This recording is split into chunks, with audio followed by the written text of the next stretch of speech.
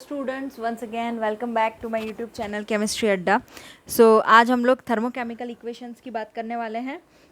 ठीक है, तो थर्मोकेमिकल इक्वेशंस किसे बोलते हैं पहले वो देखेंगे। तो देखो, कोई भी बैलेंस्ड, हम कह सकते हैं बैलेंस्ड केमिकल इक्वेशन, यानी कि क्या है कि एक बैलेंस्ड फॉर्म में होना चाहिए, यानी कि उसके जो भी रिएक्टेंट एंड प्रोडक्ट होता है वो सेम होना चाहिए। ओके, जैसे कि हम कह सकते हैं क्वांटिटी, जिसको हम कहते हैं quantity of a reaction. Okay, quantity of a reaction क्या है, दोनों साइड रिएक्शन में रिएक्टेंट एंड प्रोडक्ट की क्वांटिटी सेम। ओके, जिसे हम balance chemical equation together with its value of its delta R H is called thermochemical equation.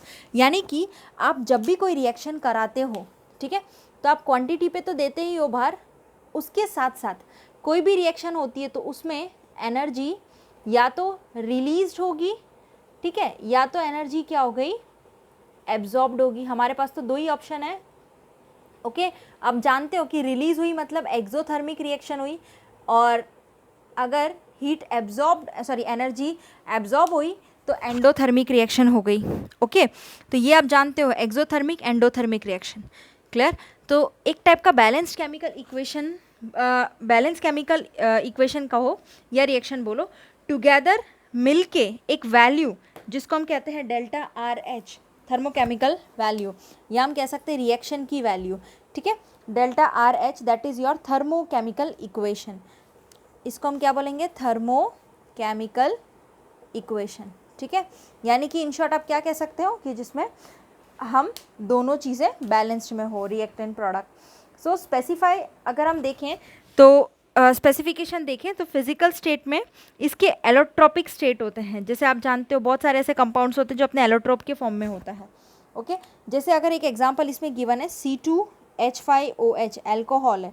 Okay, liquid form में है, फिर इसको डाई ऑक्सीजन के साथ रिएक्ट करा दो। ठीक है, डाई ऑक्सीजन के साथ रिएक्ट करा दिया तो उसके आप देखोगे कार्बन डाइऑक्साइड हमें मिल जाएगा गैशियस फॉर्म में, प्लस हमको 3 टाइम्स वाटर मिल जाएगा liquid. Okay, 3 times water liquid. लेकिन इसकी आप रिएक्शन की एंथैल्पी देखोगे तो आपको क्लियरली पता चलेगा डेल्टा आर एच माइनस जो होगी that is your minus 1367 kilo joule per mole. That means what, कि it is an exothermic reaction. यानी कि यहाँ पे इसका फिजिकल स्टेट आप चेक करो, यहाँ पे लिक्विड, यहाँ पे gas, then again it is gas and liquid. Okay, so it's only depend on its physical states, और ये जो बैलेंस्ड केमिकल इक्वेशन है वो और उसकी वैल्यू पे ही डिपेंड करेगा। Okay, so that is thermochemical equation. Minus में है तो एक्सोथर्मिक रिएक्शन हुई और प्लस में है तो एंडोथर्मिक रिएक्शन होगी। यहाँ तक क्लियर है? और ये जो इक्वेशन है वो यही बताती है कि कंबशन लिक्विड इथेनॉल का हो रहा है एक कांस्टेंट टेम्परेचर एंड प्रेशर पे। तो ये इथेनॉल है, इसको हम क्या बोलते हैं, ethanol. C2H5OH is your ethanol. Okay, ये इथेनॉल का क्या हो रहा है, कंबशन होना एक कांस्टेंट टेम्परेचर प्रेशर पे, और ये जो नेगेटिव साइन एंथैल्पी चेंज बता रहा है that indicate the exothermic reaction, जो मैंने आपको यहाँ पे ऑलरेडी बता दिया, ये वाला। ओके, अब इसके कुछ टर्म्स है वो ज़रा हम देख लेते हैं। तो कुछ टर्म्स को याद करना है हमें। ओके, सो आपको उससे पहले समझना है कि क्या कहता है। तो it would be necessary to remember the following conventions regarding thermochemical equations. तो आज हम ये थर्मोकेमिकल के कुछ कन्वेंशंस देखने वाले हैं। ओके, कौन कौन से कन्वेंशन, जिसे हम कंडीशंस भी कहते हैं। ओके, तो सबसे पहला कन्वेंशन ये है कि जो भी कोएफिशिएंट्स होगा बैलेंस थर्मोकेमिकल इक्वेशन का, वो किसको रेफ़र करेगा, नंबर ऑफ मोल्स को रेफ़र करेगा, मॉलिक्यूल्स को कभी भी रेफ़र नहीं करेगा। ठीक है, रिएक्टेंट प्रोडक्ट का जो रिएक्शन में हो रहे हैं इन्वॉल्व। तो सबसे इम्पॉर्टेंट क्या है, कोएफिशिएंट। ठीक है, तो देखो इसमें आएगा कोएफिशिएंट्स। ठीक है, कोएफिशिएंट्स। अब आप जानते हो रिएक्शन में कोएफिशिएंट कैसे, जैसे मान लो मैंने यहाँ पे NH3 लिखा, जैसे मैंने यहाँ पे लिखा N2 plus H2 gives NH3। Okay, है ना, N2 plus H2 gives NH3, कुछ भी ऐसे लिख दिया। ओके, अब इसको हमें बैलेंस कराना है, बिकॉज यहाँ पे N2 है तो यहाँ पे एक 2 लगा देंगे। ठीक है, अब यहाँ पे ये जो 2 लगा है दैट इज़ योर कोएफिशिएंट। तो ये कोएफिशिएंट क्या होता है वो आपको क्लियरली समझ में आ गया होगा। क्लियर। अब यहाँ पे जो कोएफिशिएंट्स की बात करी गई है, जो भी बैलेंस केमिकल इक्वेशन में होता है वो क्या बताता है आपको, number of moles.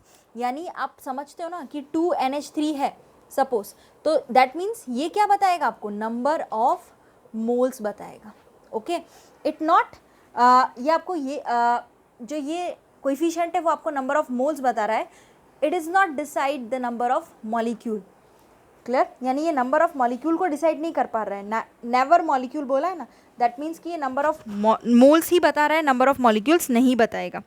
Moles molecules में आप फ़र्क जानते हो, अलग चीज़ है। क्लियर। तो ये मोल्स बताएगा, मॉलिक्यूल नहीं बताएगा।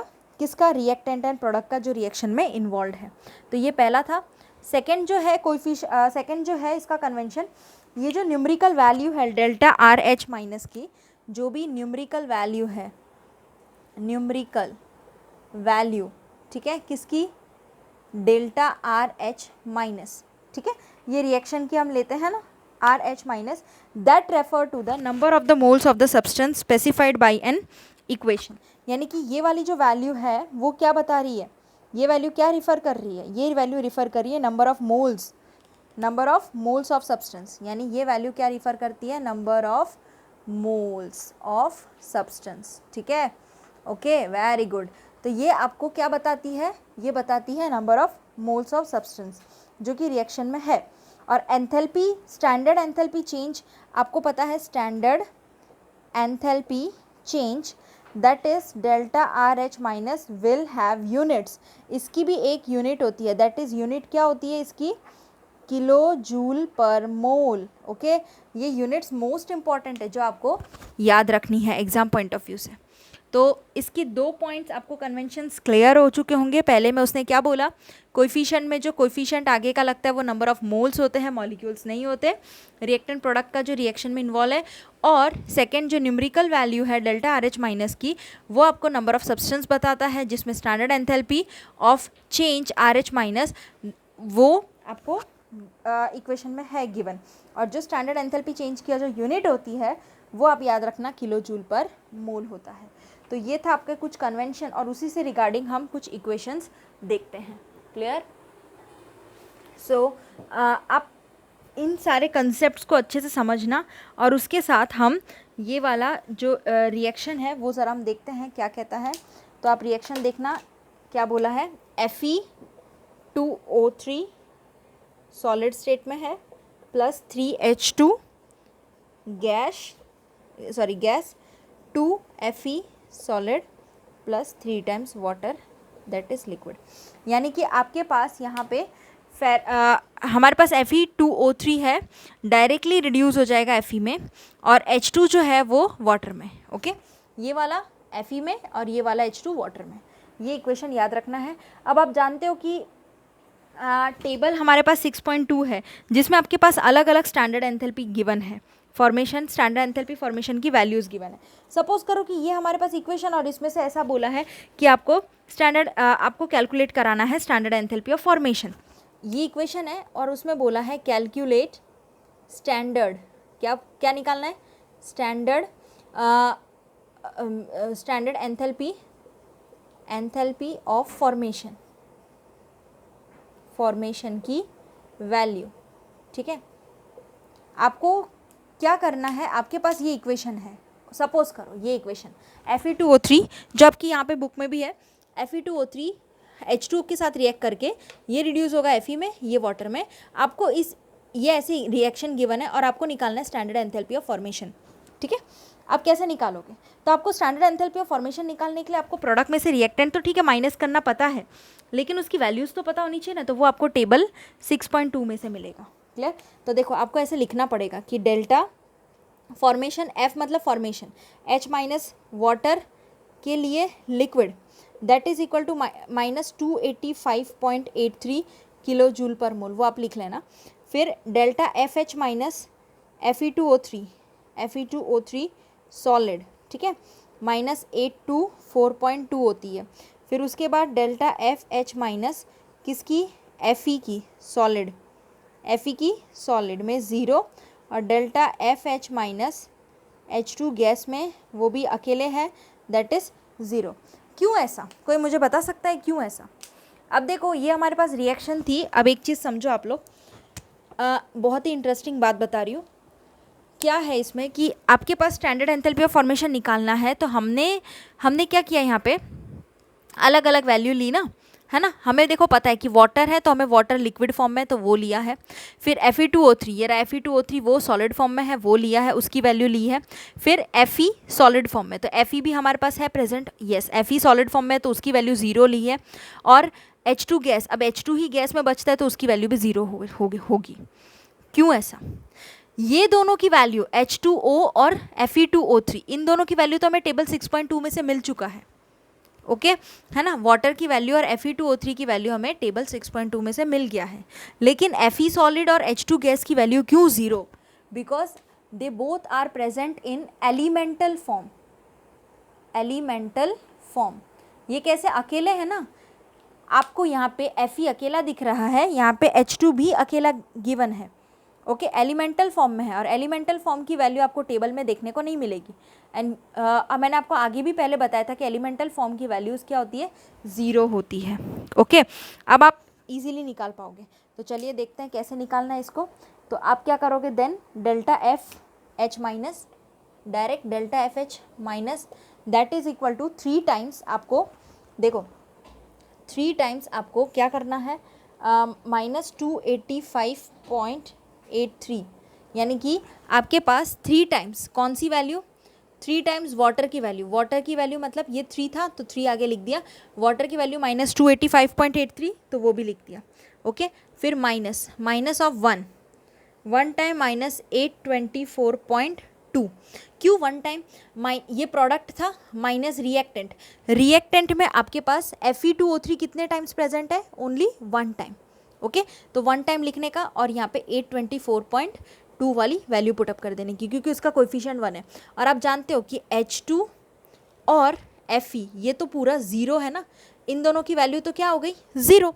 तो इसको तो हमें देखना ही नहीं है, हमारे पास वाटर की जो वैल्यू थी 3 टाइम्स वो ले ली, और Fe2O3 की जो वैल्यू 1 टाइम थी वो ले ली, सबट्रैक्ट कर दिया प्रोडक्ट में से रिएक्टेंट।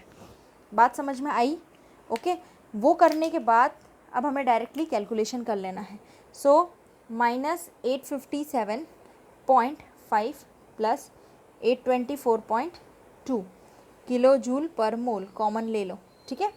सो ये हो जाएगा -33.3 किलो जूल पर मोल, ये वाली वैल्यू आपकी आएगी, -33.3 वैल्यू आएगी। दैट मीन्स इसका मतलब ये हुआ कि ये कैसा रिएक्शन होगा, एक्सोथर्मिक रिएक्शन होगा, ठीक है। ये सारी ऐसी चीज़ें हैं जो आपको निकालनी पड़ती है एग्ज़ाम में भी, तो कभी कभार आपको वैल्यूज़ देंगे वो लोग, और जब आपको निकालना होगा कभी कभार वैल्यूज़ ना भी दे, सो ये आपको ध्यान रखना है, यस। तो आप जानते हो यहाँ पे कि कोएफिशिएंट जो यूज़ हो रहा है कैलकुलेशन में वो क्या है, प्योरली नंबर्स हैं, जो कि इक्वल, ये इसका रिस्पेक्टिव हम क्या कह सकते हैं, स्टोइकोमेट्रिक कोएफिशिएंट। यूनिट जो होती है डेल्टा RH माइनस की किलो जूल पर मोल, जो मैंने आपको पहले ही बता दिया, विच मीन्स उसका मतलब ये होता है पर मोल ऑफ रिएक्शन। जब हम बैलेंस करते हैं केमिकल इक्वेशन को कोई भी एक पर्टिकुलर वे में, that defined as the mole of reaction, okay. जैसे कि मैं यहाँ पे क्या कर रही हूँ, जो मैंने अभी पहले रिएक्शन लिया था Fe2O3 plus H2, that gives 2Fe plus 3 times water, जो मैंने अभी रिएक्शन लिया था, मैं उसका हाफ करती हूँ, क्या करती हूँ, उसका हाफ करती हूँ। देखो मैं उसका हाफ करती हूँ, Fe2O3, यही रिएक्शन ली थी ना मैंने अभी, 3/2 H2, that give Fe solid plus 3/2 water liquid form में। मैंने कुछ नहीं किया, जो मैंने पहले जो इक्वेशन ली थी ना Fe2O3 वाली स्टार्टिंग में, उसको मैंने हाफ कर दिया, तो देखो मैंने ये हाफ किया है। अब ये जो अमाउंट ऑफ रिएक्शन है would be 1 mole of reaction and delta F. अब इसका हमें निकालना है तो क्या करेंगे, तो आपको उसके लिए आपको क्या करना पड़ेगा, आपको वापस से रिएक्शन करानी पड़ेगी। अब इसके लिए भी वापस करानी पड़ेगी delta RH minus, sorry delta F H minus, तो वो वापस रिएक्टेंट माइनस प्रोडक्ट हो जाएगा।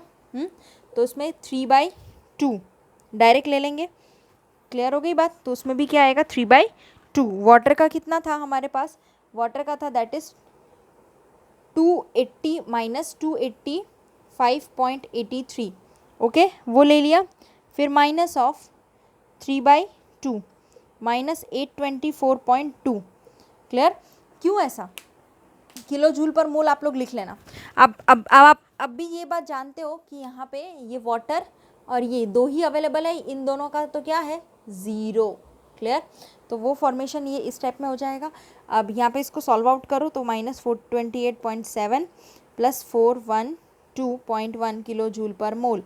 ठीक है, वो लिख दिया हमने यहाँ पे easily, that is minus 16.6 kilo joule per mole, kilo joule per मोल। ठीक है, अब आप ये बात जानते हो ना कि हमने ये रिएक्शन ली थी उस टाइम पे हमारे पास माइनस 33.3 किलो जूल पर मोल था, जब हमने इसको हाफ नहीं किया था तब की बात कर रही हूँ। तब जो वैल्यू थी वो 33.3 थी, लेकिन मैंने जब इस रिएक्शन को हाफ कर दिया तो मेरी वैल्यू भी क्या हो गई, हाफ हो गई। Okay, so that is equal to what, half हो गई, यानी क्या कह सकते हैं, half of delta R H minus, half हो गई मतलब यही हो गया ना, delta, half of delta R H minus. Okay, so हम क्या कहेंगे कि हमने हाफ किया तो जो वैल्यू थी वो भी हाफ हो गई है। ठीक है, तो ये क्या शो करता है, तो it show enthalpy is an extensive quantity. It shows that enthalpy जो है वो क्या है, एंथैल्पी इज एन एक्सटेंसिव, कैसी प्रॉपर्टी है, एक्सटेंसिव प्रॉपर्टी। क्यों एक्सटेंसिव प्रॉपर्टी है, कोई मुझे बता सकता है? तो एक्सटेंसिव प्रॉपर्टी इस वजह से है क्योंकि ये अमाउंट पर डिपेंड कर रही है। किस पे डिपेंड कर रही है, अमाउंट पे डिपेंड कर रही है। कैसे अमाउंट पे डिपेंड कर रही है? सो पहले तो क्या था, हमने फुल रिएक्शन ली थी, हमने तब हमारी वैल्यू माइनस 33.3 आई, लेकिन हमने जैसे उसको हाफ कर दिया तो हमारी वैल्यू भी हाफ हो गई। दैट मीन्स कि हमारा जो एंथैल्पी वो एक्सटेंसिव प्रॉपर्टी है वो अमाउंट पे डिपेंड करता है। ओके, ये कंक्लूजन निकल के आता है। थर्ड पॉइंट जो है आपके जो गिवन है, दैट इज़, ये मोस्ट इम्पॉर्टेंट पॉइंट है, यानी तीनों ही है। जब भी आप केमिकल रिएक्शन कराते हो वो रिवर्स होता है। When a chemical equation is reversed, the value, जब भी केमिकल इक्वेशन रिवर्स होती है, यानी कि आप मान लो मैंने N2 + 3H2 that gives 2NH3 लिखा है, सपोज करो, तो उसका आप रिवर्स करके बताओ मुझे, तो रिवर्स क्या होगा, 2NH3 that gives N2 + 3H2, ये रिवर्स हुआ ना। तो जब भी आप केमिकल इक्वेशन को रिवर्स कराते हो तो जो वैल्यू होती है डेल्टा आर एच माइनस की वो भी रिवर्स हो जाती है साइन में। वो किस में रिवर्स होती है, साइन में होती है, लेकिन मैग्नीट्यूड क्या होता है, सेम होता है। मैं आपको ज़रा बताऊं, तो इस स्टेटमेंट आपको लिखना है कि जब भी केमिकल रिएक्शन रिवर्स होती है, तो जब भी आपके पास केमिकल इक्वेशन रिवर्स होगी तो साइन भी क्या होगा, sign is reversed. Okay, sign भी कैसी होगी, रिवर्स होगी। किसकी sign, delta R H minus की साइन। ठीक है, जैसे मैंने यहाँ पे एक रिएक्शन लिख के बताती हूँ आपको, N2 + 3H2 that gives 2NH3। Okay, ये वाली रिएक्शन है, आपकी टेक्स्ट बुक में भी आप देखना इस रिएक्शन को। तो तब ना इसकी देखो डेल्टा आर एच माइनस की वैल्यू पता है कितनी थी, माइनस 91.8 था किलो जूल पर मोल। लेकिन जैसे ही इसको रिवर्स कर दिया, रिवर्स करना मतलब पहले 2NH3 लेकर आना, यानी ये वाला इधर लिया, that gives N2 gas + 3H2। Okay, gas में। तो जैसे ही मैंने इसको रिवर्स किया, ठीक है, तो इसकी जो डेल्टा आर एच माइनस की जो वैल्यू आई है, मैं यहाँ लिखती हूँ, ज़रा आप लोग ध्यान देना। तो ये जो है इसकी जो वैल्यू आती है वो क्या होती है, वो साइन में नेगेटिव होती है, लेकिन मैग्नीट्यूड में क्या होती है, सेम। ओके, सो देखो मैं आपको बताऊँ ज़रा इसमें, तो ये जो है इसका जो डेल्टा, क्या डेल्टा आर एच माइनस जो होगा वो आपका आएगा पॉजिटिव 91.8 किलो जूल पर मोल। आप समझो ये चीज़ कि जब भी मैंने रिएक्शन नॉर्मल लिखा था, है ना, तब तो मेरा कितना था, डेल्टा आर एच माइनस 91.8, लेकिन जैसे ही मैंने इक्वेशन को रिवर्स कर दिया, मतलब 2NH3 गिव्स N2 + 3H2 किया, तो क्या हो गया, साइन में चेंज आई, डेल्टा आर एच माइनस की साइन में चेंज आई, लेकिन मैग्नीट्यूड सेम है। देखो ये माइनस था 91.8, अब +91.8 हो गया, मतलब साइन में चेंज आया। ओके लेकिन मैग्नीट्यूड तो क्या है, सेम ही है, यानी 91.80 है। तो आप यहाँ लिख सकते हो एक कंक्लूजन कि क्या लिख सकते हो यहाँ पे, मैग्नीट्यूड कैसा होगा बेटा, सेम हो जाएगा जब भी आप रिएक्शन रिवर्स कराते हो, लेकिन साइन क्या होगा, चेंज होगा। क्लियर, ये बात आपको इस पर से कंक्लूजन के तौर पे निकाल लेना है। क्लियर हो गई बात। अब हम हेस लॉ देखेंगे। यस तो आप यहाँ पे नेक्स्ट टॉपिक देखोगे, that is Hess law of constant heat summation. Most important law है। हम जानते हैं कि एंथैल्पी कैसा है बेटा, स्टेट फंक्शन है। Enthalpy is a state function because it only depend on initial and the final state of the system and independent of the path. Okay तो चेंज जो एंथैल्पी में हो रहा है वो क्या है, independent of the path between initial reactant and the final state product, ये हम कह सकते हैं। अब अगर मैं थोड़े एक अलग टर्म से बताऊं तो एंथैल्पी चेंज जो होती है रिएक्शन की is same whether it occur, अब ये है ना हेस लॉ कहता है। क्या कहता है हेस लॉ, वो ज़रा हम देख लेते हैं। तो स्टार्टिंग का लाइन आपको समझ में आ जाएगा, लेकिन यहाँ पे जो एक बात बोली गई है that is enthalpy change for a reaction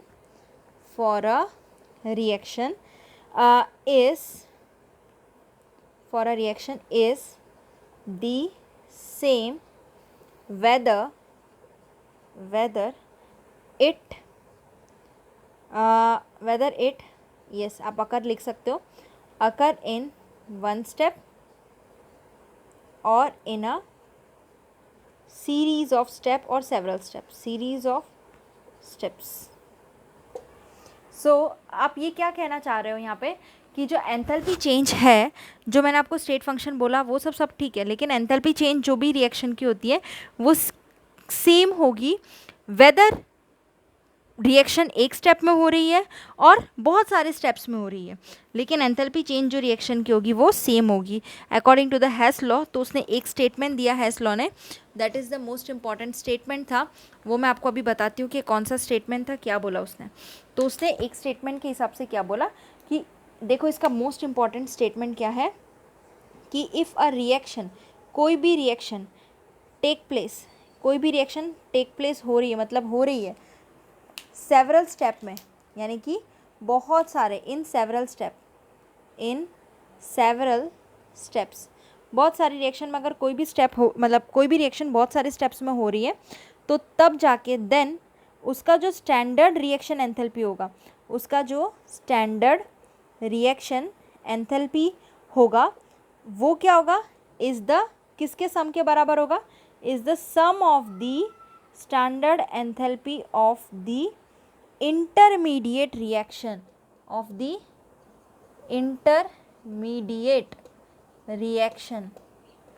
ठीक है ना।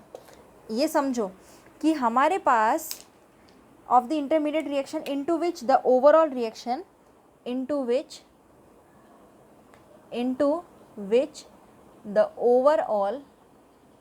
reaction may be divided at the same temperature,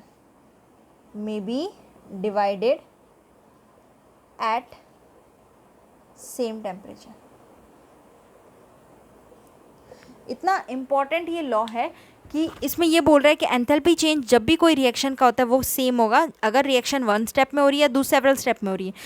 तो जब भी रिएक्शन सेवरल स्टेप में होती है तो उसका जो स्टैंडर्ड रिएक्शन एंथैल्पी होती है, ओके, जिसे हम स्टैंडर्ड रिएक्शन एंथैल्पी होती है, वो क्या होगा, दैट इज स्टैंडर्ड एंथैल्पी जो होगी that is sum of the standard enthalpy of the intermediate reaction.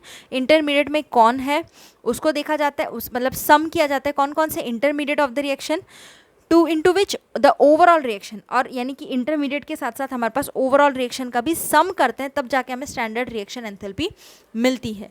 Into which the overall reaction may be divided at the same temperature, जिसमें पूरे के पूरे ओवरऑल रिएक्शन डिवाइड तो हो रहा है लेकिन पर्टिकुलर टेम्परेचर पे हो रहा है। तो दैट इज़ योर सम, उसका पूरा सम कर देना है, यानी आपका हेस लॉ कहलाएगा। अब एक इम्पॉर्टेंट एग्जाम्पल दिया है कि आपको एंथैल्पी चेंज कराना है, कोई जैसे एक रिएक्शन आपको दे के रखी है, उसका बोला है suppose let us take carbon यानी ग्रेफाइट है, ठीक है, that is your graphite, carbon graphite plus half O2 gaseous form में है, इसको रिएक्शन करा है, कार्बन मोनोऑक्साइड दे दिया। अब यहाँ पे डेल्टा आर एच माइनस की वैल्यू हमें नहीं पता। ओके, अब हम ये जानते हैं इसमें कि जो कार्बन CO है वो क्या है, मेजर प्रोडक्ट है, यानी ये आपका क्या है, मेजर प्रोडक्ट है। अब उसमें CO2 गैस जो always produce in the reaction, आपको CO2 गैस इसमें हमेशा प्रोड्यूस करती हुई दिखाई देगी। ओके, ऑब्वियसली प्रोड्यूस होगी। Therefore we can not measure enthalpy change for the above reaction directly. इसका मतलब ये हुआ कि CO2 गैस तो ऑलवेज प्रोड्यूस होती है रिएक्शन में, तो हम डायरेक्टली इसका एंथैल्पी चेंज नहीं देख सकते हैं। ओके, क्योंकि वही है ना कि यहाँ पे हाउएवर ये बोला है कि we can find some other reaction involving related species. हम दूसरे रिएक्शन के जो स्पीशीज़ है उसको हम निकाल सकते हैं, लेकिन यहाँ पे ऑलरेडी CO2 प्रोड्यूस हो रहा है, तो हमें कोई मतलब नहीं बनता निकालने का। सो ये पॉसिबल है ताकि हम एंथैल्पी चेंज निकाल सके रिएक्शन का। तो देखो इसी रिएक्शन में थोड़ा बहुत पॉसिबिलिटी क्या कहता है वो मैं आपको बताती हूँ। तो सबसे पहले मैंने क्या किया, carbon graphite S plus O2, वापस से इसको ले लेते हैं, कार्बन ग्रेफाइट, ठीक है, सॉलिड फॉर्म में, प्लस O2 गैशियस फॉर्म में, दैट गिव्स CO2। ये कार्बन डाइऑक्साइड गैस रिलीज करा इसने, RH माइनस की वैल्यू हो जाएगी -393.5। क्लियर? ओके, अब उसके बाद हमारे पास कार्बन मोनोऑक्साइड, ठीक है, कार्बन मोनोऑक्साइड आया, उसको मैंने हाफ O2 के साथ रिएक्ट करा के CO2 का फॉर्मेशन दे दिया है। ओके, तब उसकी जो एंथैल्पी की वैल्यू आ रही है ना, वो समथिंग आ रही है, that is -283.0 kilo joule per मोल। मैं अभी आपको समझाती हूँ कैसे आया।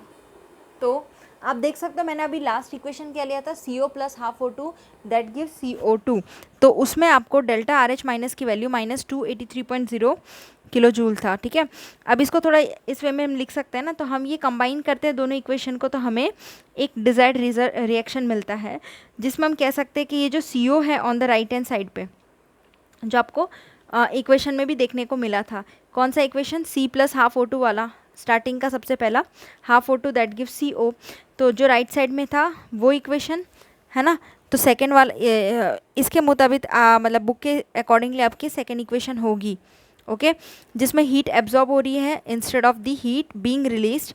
So delta R H minus की क्या होगी वैल्यू, तो वो देखने के लिए हमें थोड़ा सा दोनों रिएक्शन को कंबाइन कर देना पड़ेगा। तो देखो दोनों को रिएक्शन कराते हैं कंबाइन में, तो CO2 that give CO plus half O2। ठीक है, CO प्लस हाफ O2 क्या मिलता है, CO2।